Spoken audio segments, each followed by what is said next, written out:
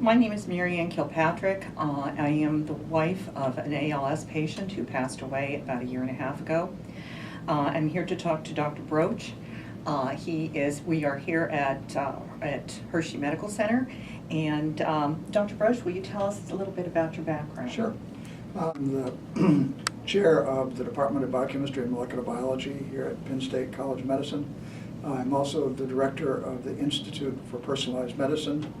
This was an institution that basically opened its doors about 9 months ago and is focused on using genomic approaches to identify biomarkers that would help with the identification of susceptibility of patients to diseases or the appropriateness of different treatment regimens. By genomic, you mean DNA? So at this point, the easiest way, the easiest measurement of somebody's individual makeup with regard to their sensitivity to disease is looking at their DNA. So we predominantly look at DNA, although we also are able to look at metabolites, proteins, other markers, but our main focus is on DNA. Okay. What made you go into ALS research? So ALS is one of the projects we've had as the focus of the Institute. When I got here a year and a half ago, my goal was to define the direction of the Institute for Personalized Medicine. We are relative new players in this arena, although there are not very many of them. Not very many other organizations that are using genomics to approach medicine, but there are a number of groups. So my goal was to identify those clinicians within the College of Medicine and in the medical center who had a very robust client group that presented with patients whose disease might have a genetic basis or whose treatment regimens might be stratified into their responses. Anything that would suggest that a genomic approach might in fact bring some value to the clinician. And ALS was really at the top of our list, both because of the wonderful work that Zach Simmons has done, but also because of the wonderful work that the research community and ALS has done in beginning to define some of the molecular underpinnings of the disease. How do you decide to start a medical trial? You basically begin a medical trial, that is to identify agents that might have some therapeutic benefit to the patient. By first doing a lot of basic research, and that involves identifying compounds, using model systems that look like they might have efficacy on the particular disease. So in ALS, people often use a mouse model system to be able to identify compounds that might be effective in treatment of ALS patients. And then once you have identified that and gone through a large number of studies to make sure that the compound is likely to be safe and that it is bioavailable, then you're in a position to start to bring that compound into humans. And so there's a long period of several years that precedes even the first introduction of that compound into people. This is driven in part by just the rules of human experimentation. It's also driven in part by the fact that once you start the process in humans, it's a costly enterprise, and so you want to have some indication before you start that expensive part of the studies that the compound has some likelihood of have some efficacy. How do you generally find these compounds? That is both the art and the science of drug discovery. Many pharmaceutical companies over the years have collected millions of compounds that they have identified as being bioactive. They have studied them for other diseases and know their targets of action. Other compounds come from being able to identify what is in fact the molecule that you're trying to interfere with that might be the causative agent of a disease. And so you can, in the laboratory, sort of recreate that molecular activity and then use libraries of compounds that are tested against that particular molecule in hundreds of thousands of repetitive assays to find those that interfere with the function that you think is causative of the disease. And so this is a long process just to get off the ground. You can think of it as a funnel. You start with a large number of compounds, and at each step you go along in the drug discovery process, you narrow it down to a smaller and smaller number until you get into a sort of a manageable number that you can then test in a much more detailed fashion to decide whether or not it's either likely to be efficacious or safe. Yeah. How many people do you need with ALS to have a successful trial? You can think about any trial as the number of people you need is related to how good the drug is and how many people are likely to respond to it. So if a drug is really a wonderful drug and everybody that takes it really has a marked response, then you don't need very many people. And you could do it with a couple of dozen people if the drug had 100% efficacy on everybody that took it. But generally what happens in these trials is that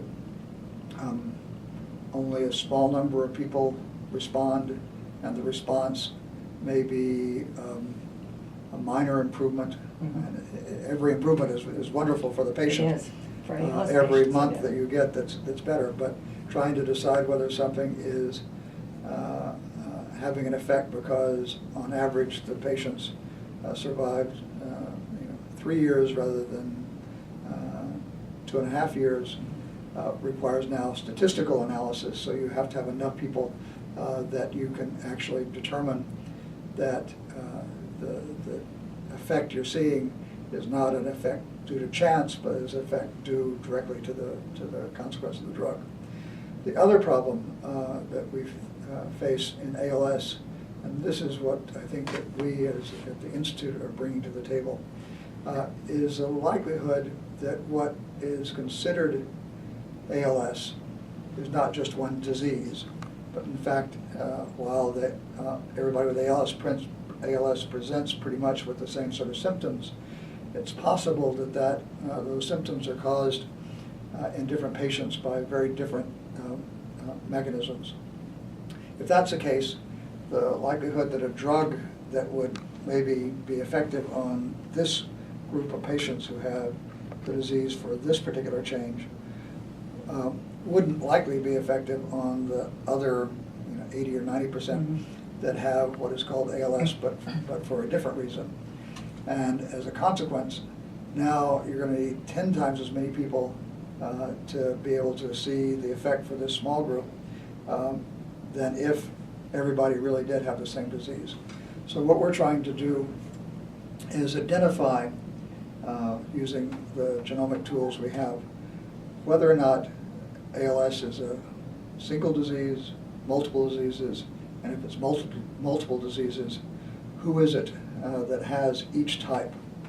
And then we can do trials which are built around only those people that have one type of ALS, a different trial for people that have a second type of ALS, a different trial for somebody that has a third type of ALS. So that's, I think, the big hope that we have is that really the problems we've had in developing tools to address ALS have to do with the fact that we are just now beginning to understand that it may be multiple diseases. Mm-hmm. And once we do that, then we have a much better chance of being able to develop both the drugs to begin with and then the tools to be able to test their efficacy. If that model is correct, then we have to go back even further to the very beginning of the drug discovery process where we talked about model systems. To date, as I suggested, almost all the ALS drugs that have been tested have all funneled through a single model system, that is one mouse carrying one mutant protein that was seen in some of the early studies in ALS patients. It's clear that other ALS patients have different defects than that one that was first identified. And so we actually need to make model systems that are based on each one of the different causative mutations that we know about in ALS. And so rather than having one model system that we carry the drugs through, we need to have a dozen different model systems. And so one of the second aspects of what we're doing in the Institute, particularly with regard to ALS, is developing the model systems to be able to use as that frontline screening to be able to identify and cast a much wider net of possibilities for identifying drugs that might have an effect on the various different types of ALS that people suffer from. When you're choosing people for a study, does it matter how old they are, how young they are, how, what the family background is like? When you're doing drug trials, usually it's the best approach is the double blind, where you have placebo versus drug. And there you really have to match the group of control folks with the test folks very closely, so you try to eliminate those variables. But there's another issue that we're just beginning to grapple with and think about. And that is, ALS is clearly a neurodegenerative disease in which the nerves, the motor neurons, die off from the periphery to the center. Once the nerves have died off, you're faced with a different problem of restoring the nerves than you would if you started from the point of view of trying to protect the nerves that might die off subsequently. So thinking about clinical trials and intervening as early as possible may in fact be one way to increase the likelihood that you'll be efficacious. This becomes in the extreme of looking at patients with familial disease, that is, that they inherited the mutation from one of their parents, and think about treating them even before they have any disease symptoms. This becomes an ethical issue of major magnitude and something I think the community needs to grapple with. One, does a child of a person with ALS really want to know whether or not they're carrying the mutation? This is an issue that's been faced in a number of neurodegenerative diseases that appear late in life, such as Huntington's. And some people want to know and some people don't want to know, and that really should be still in their hands. The second becomes a quasi-scientific issue, but as well an ethical issue, and that is, if somebody is sick, can you treat them?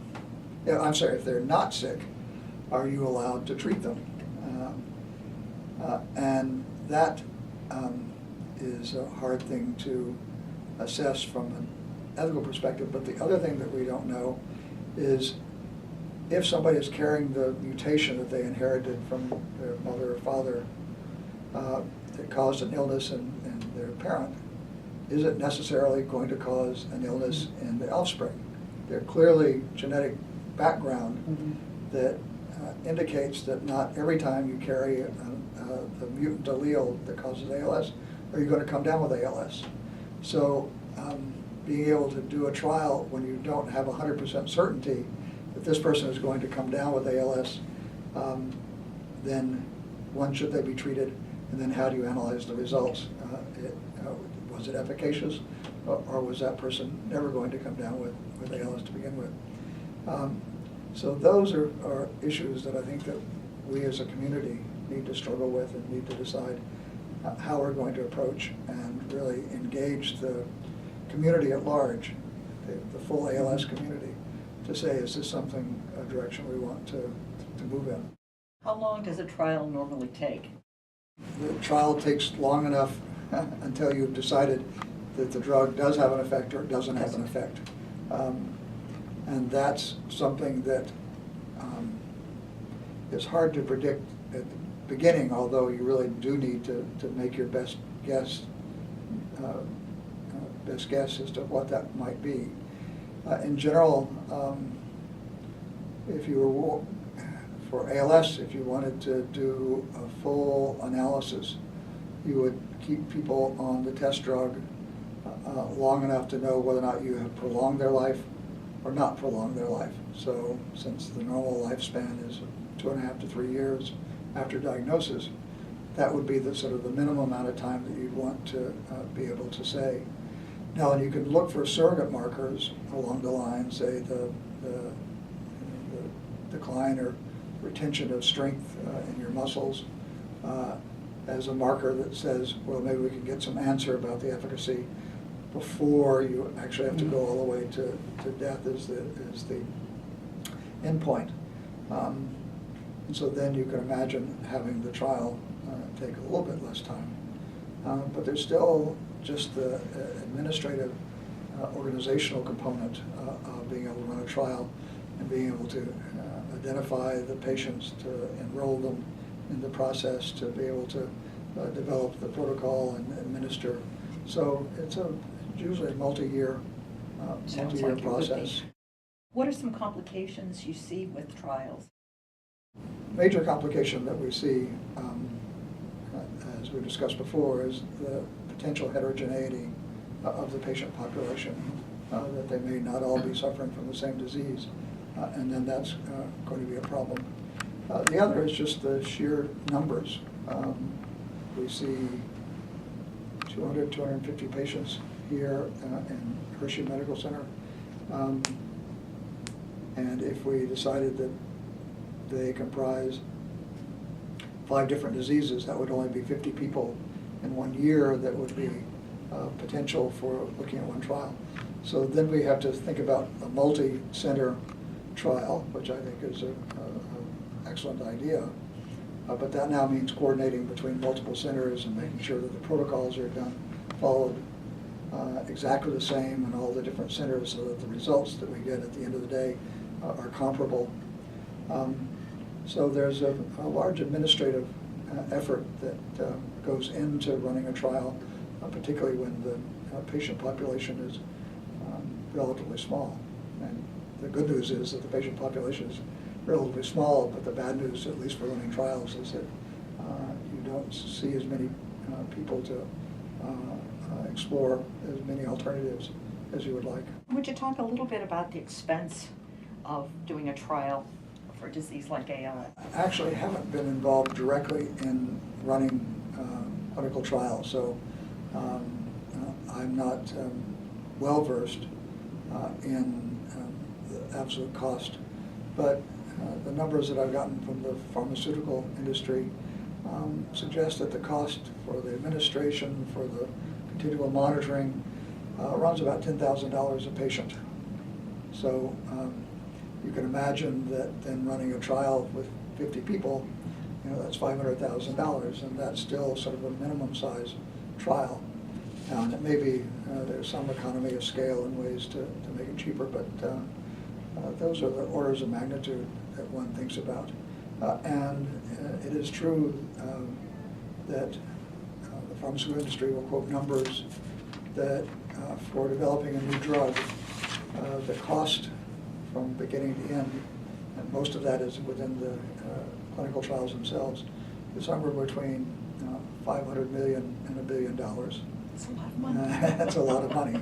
So I'm not sure that the numbers are that far off at $10,000 a patient or so. What are some of the most promising areas of ALS research today? The excitement within the field, I think, is emerging from our continuing understanding of the genetics and molecular basis of what's going on.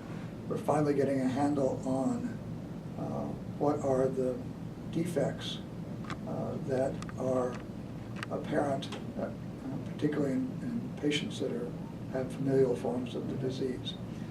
And even from the ones that have sporadic forms of the diseases, some of the pathological things that are happening on the cellular level look very similar to what happened with those patients that have familial forms of the disease. So, like I say, we're getting closer to understanding the molecular underpinnings of the disease, which gives us, it's no longer quite the black box it once was. And so now we can actually think about not just trying to ameliorate the symptoms, but actually attack the fundamental flaw in the cells that are leading to the neurodegeneration. So we really do have an opportunity now to begin to develop a drug discovery pipeline that's based around an understanding of the fundamental mechanism. And again, that involves continuing to examine the molecular changes that are happening in the ALS neurons, but also now going back and developing the model systems that we can use as a pre-screen to identify those potential compounds targeting to all the different forms of ALS. And I really think that that does hold a great deal of promise for being able to make inroads really in coming up with agents that might be effective tools to manage the disease.